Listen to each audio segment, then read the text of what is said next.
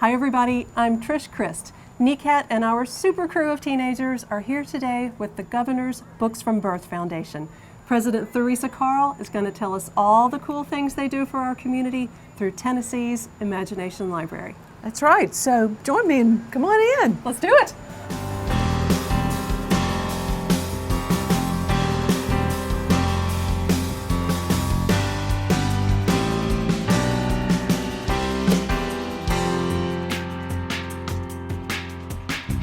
It's our Nashville. It's our Nashville. It's our Nashville. It's our Nashville. It's our Nashville. Nashville الخاصة بنا.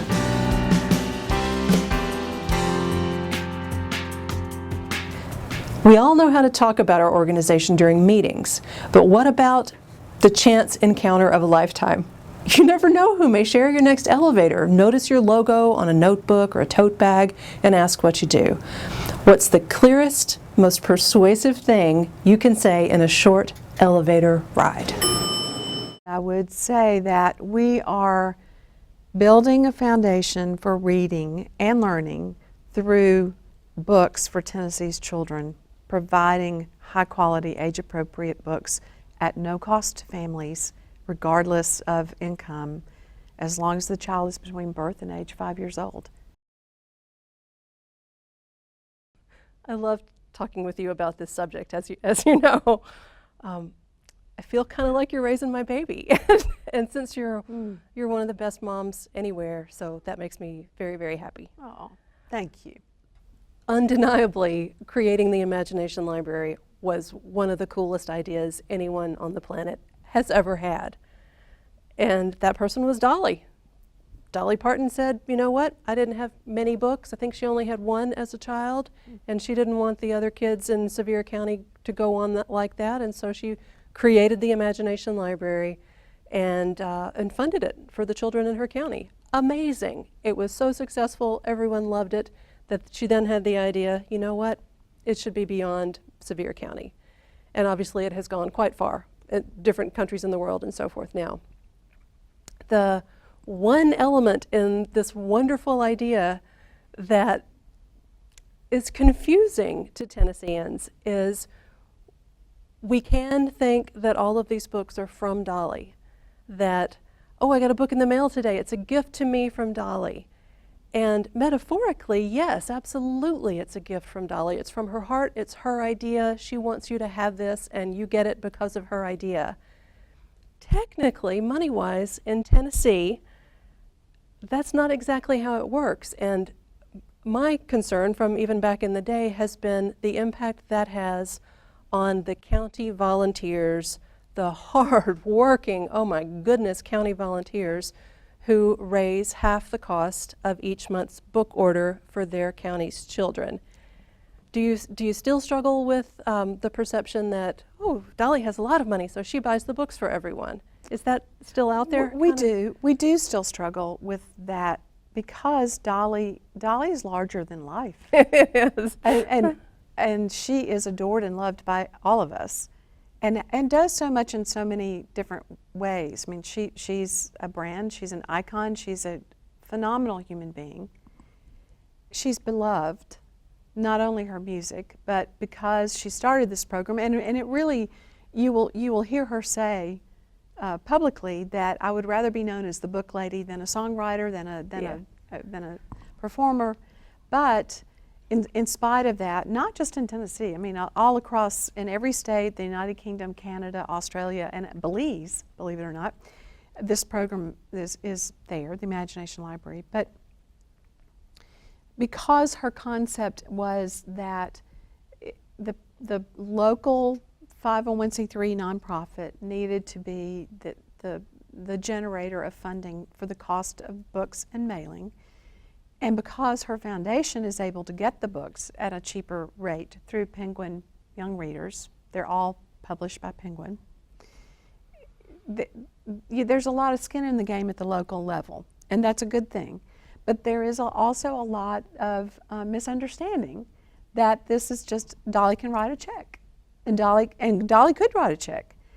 I think she's really been smart in not doing the program, not putting a program out in that way, because it might not be appreciated. It might not be the same kind of program. People don't want a handout. It's Yeah. not about a handout. It's about a community effort. Exactly. But the push-pull on that is that you do have people at the local level and people who are raising money from local businesses and from foundations and corporations, but also in our state where the model is unique and we're splitting the cost 50-50, about $1.07 from the Governor's Books from Birth Foundation through our grant that is approved by the General Assembly, by the state, and $1.07 raised at the local level. That is Per month, per per child. month per child, exactly. So about on average $2.15 per book per month, which is amazing. So it's just it's a messaging thing that we work very hard on to be appreciative and to be grateful and to share that message, but at the same time to ensure that people understand that it's a program where many people have ownership. It's your neighbor It's your who is neighbor. donating the money to buy your child that book. Well said. It's your neighbor.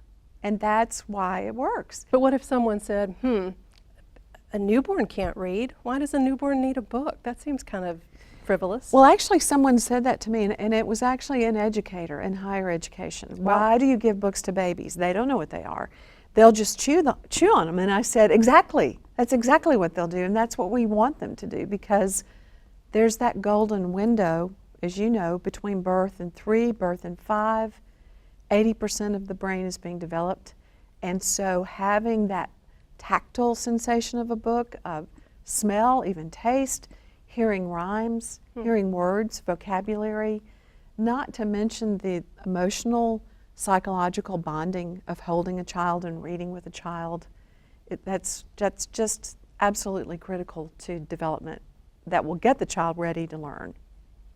80% of the brain develops between birth And 3, 90% between birth and 5. So that's when all of the synapses, and I mean, I'm no scientist, but that's where I call it a golden land of opportunity, because if we are doing things to help brain development and to enrich brain development at that point, then you will have a lesser need for remediation later on, which really is the difficult part. going back and trying to fill in gaps that could have been filled from the get-go. Exactly.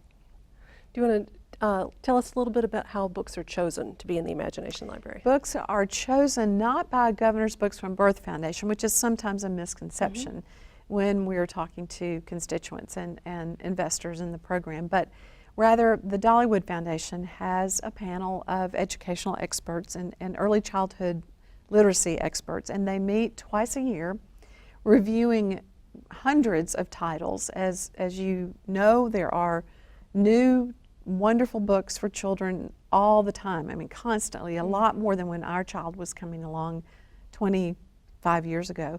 So they review those books and keep good ones, the classics, as I said, in the program, but they do rotate in and out, which is another reason why you want to enroll your multiple children in the program.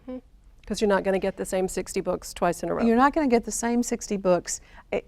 And I get it when parents say, but we're overloaded with books. We don't have anywhere to put these books. But books could be donated.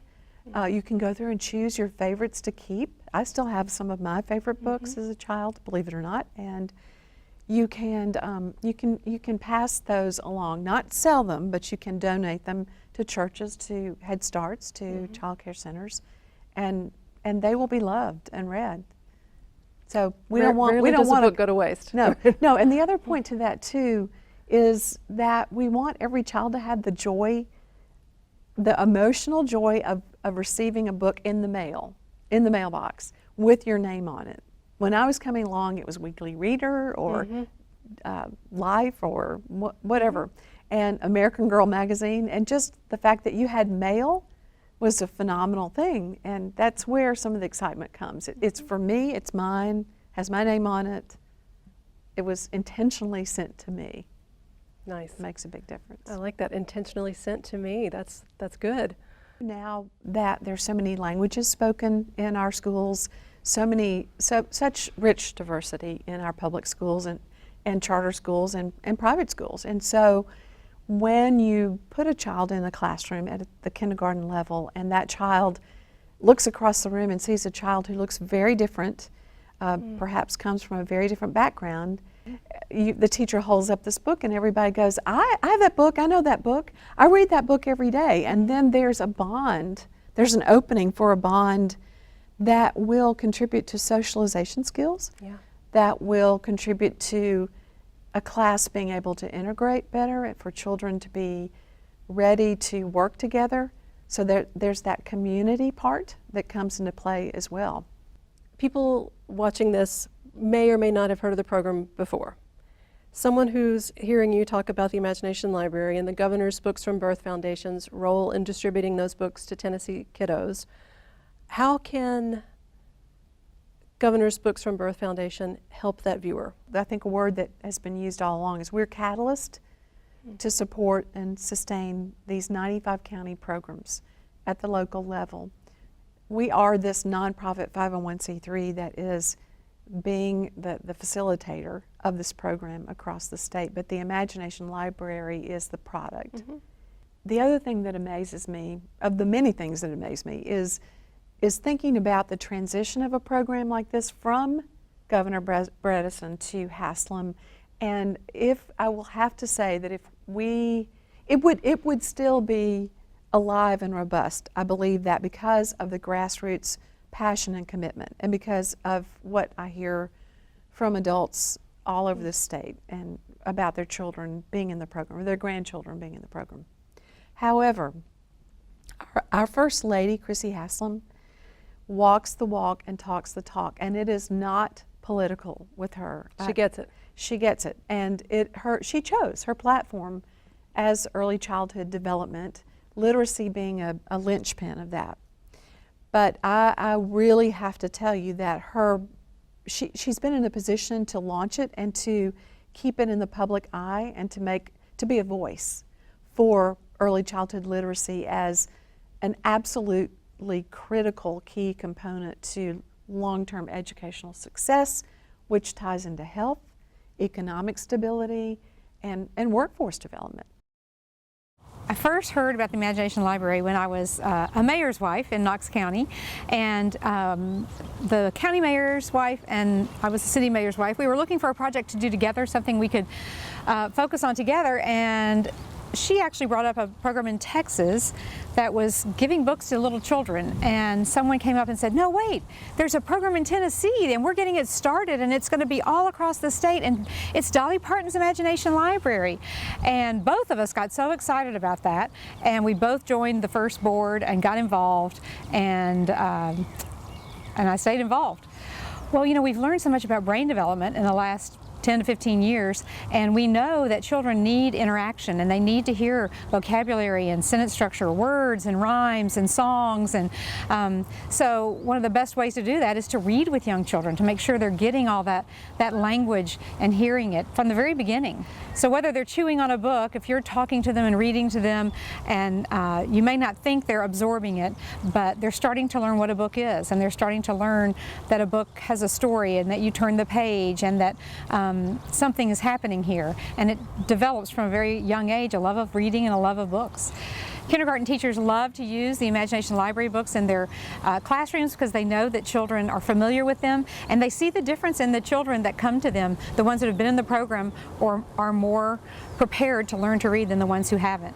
And our studies show that that preparedness and that advancement stays with those children through the third grade. So it's not something that dissipates and the other kids catch up. It really is statistically significant. I would hope in the future other governors and for spouses and maybe even children of governors would appreciate this program, would see its value, would understand the impact it's had and is continuing to have and will have for our future. And so I hope that they'll be supportive of it in every way they can.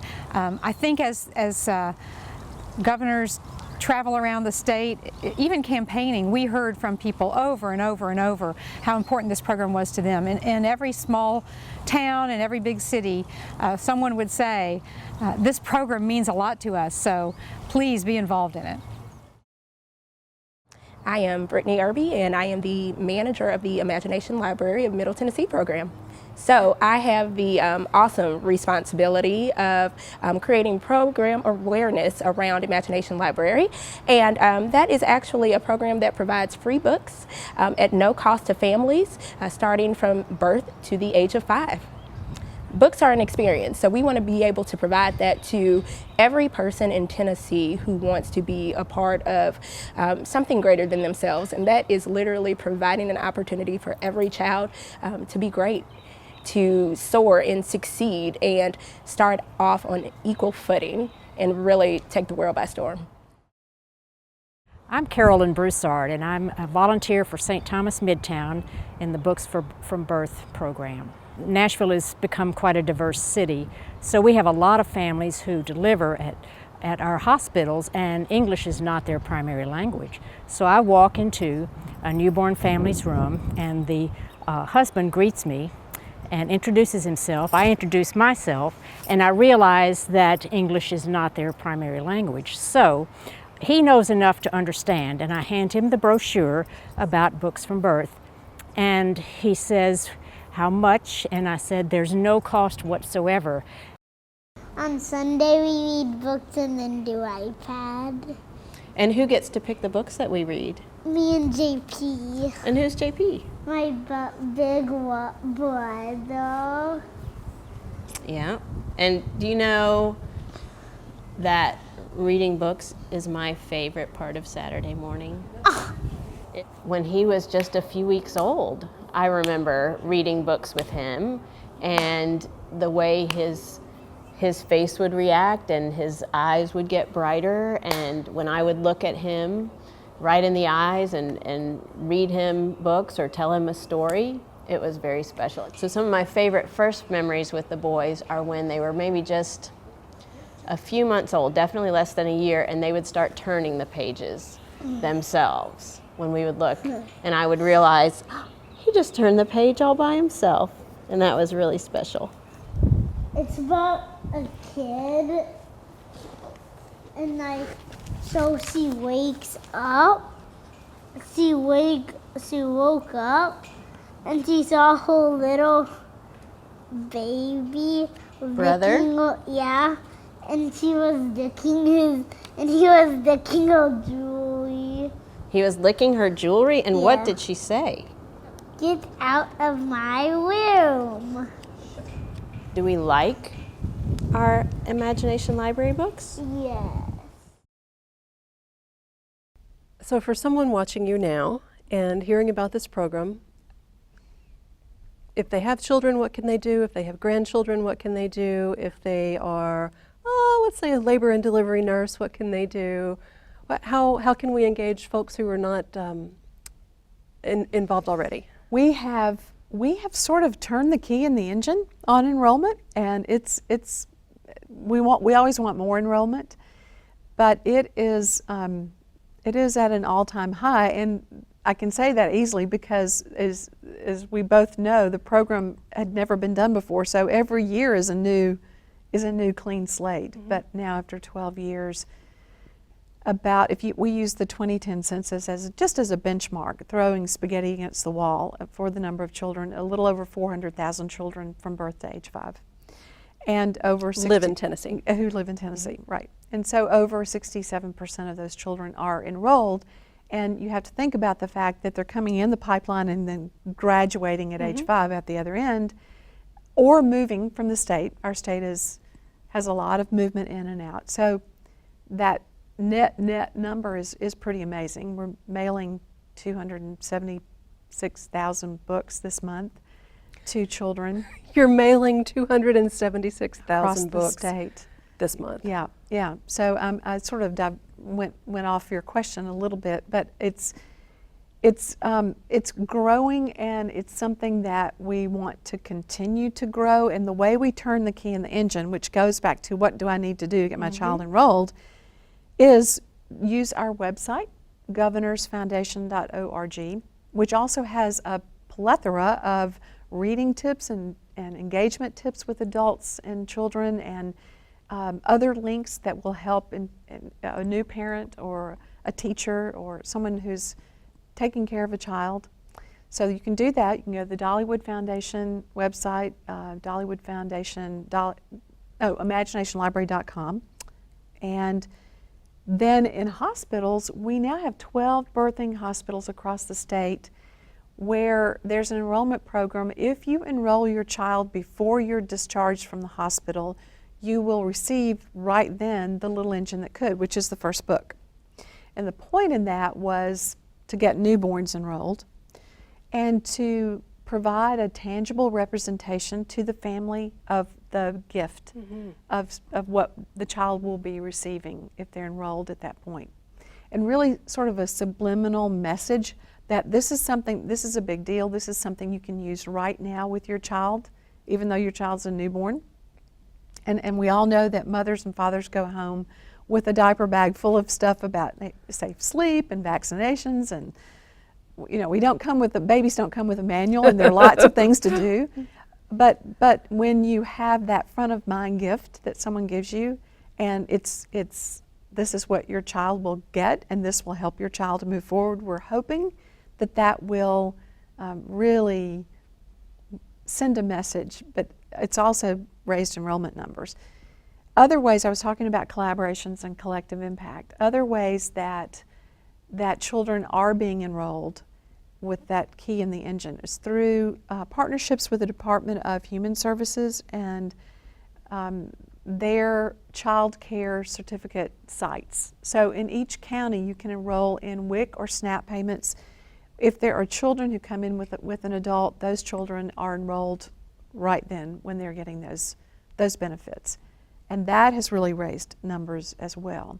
So there are lots of ways besides the paper enrollment brochure that all counties still have, we have and can provide as well, a sort of a generic enrollment brochure.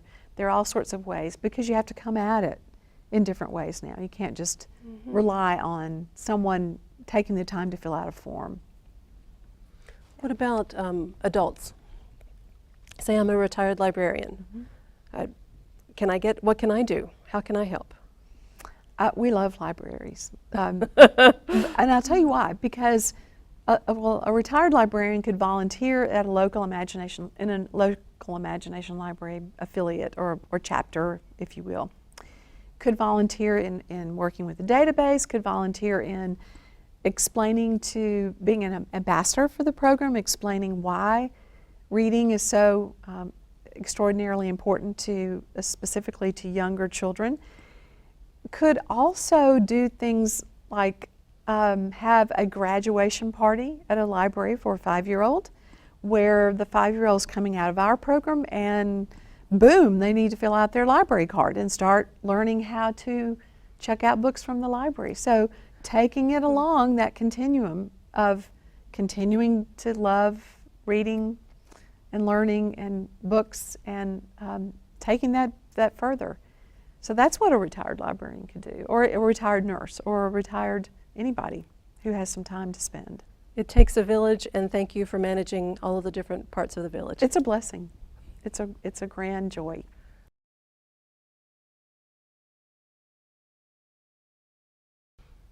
Okay, so here we are, speed round with Theresa Carl, mom of the Governor's Books from Birth Foundation. Improv. Improv, exactly. You know it's going to be fast because my questions are on a red card. Right. All right. You ready? Mm-hmm. Here we go. How many books are in a complete imagination library set? 60 if you sign up at birth. Can I register somebody else's child? No. Complete the phrase, llama llama. Mad at mama. Or llama llama. Red pajama. If you could have anyone read a book to you today, who would it be? My daughter, actually. What room do you laugh in at work? Every room. I laugh in every room. That's good. Usually out in the open. That's good. What room do you cry in at work? Oh, sometimes every room, but I try not to cry that often. Cuss maybe, but What word do you say more than any other word at work? wow. Wow. That may be it. That may be it. If a songwriter wrote a song about the Governor's Books from Birth Foundation and your work funding and distributing the Imagination Library, what would the hook be? Books got to start at birth. I love it. What emotion do you most want people to associate with reading? Love. What's your website? www.governorsfoundation.org. And it's a good one. Thank you. Thank you, Trish.